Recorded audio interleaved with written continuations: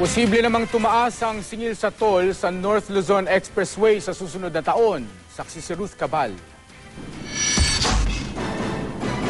Dagdag 11% sa toll ang hiling ng Manila North Tollways Corporation dahil daw sa tumataas na inflation rate o pagbaba ng halaga ng piso base sa presyo ng mga bilihin. Pinapayagan naman daw kasi sa concession agreement nito at ng gobyerno ang pagtataas ng toll kada 2 taon. At dahil January 2011 daw sila huling nagtaas, posible nang ipatupad ang toll hike sa January 2013 kung maaprubahan.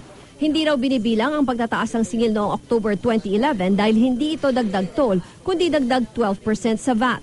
Before January 2011, we had 2 decreases. In our toll rate formula, what is used as a basis for the adjustment is the inflation rate. Because of changes in the consumer price index, the toll rate is adjusted.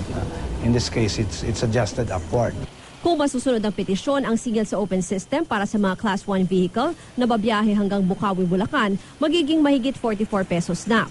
Wala pa sa computation ang 12% VAT.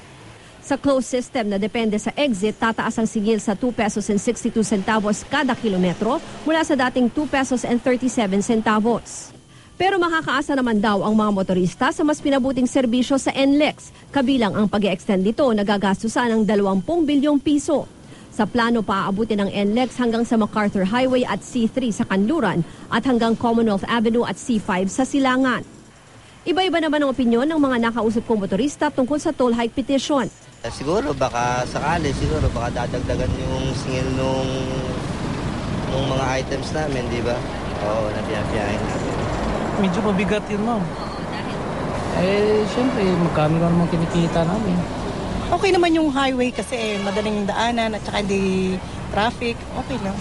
Dadaan pa sa public hearing ang hiling ayon sa Toll Regulatory Board. Ako, si Ruth Cabal, ang inyong saksi.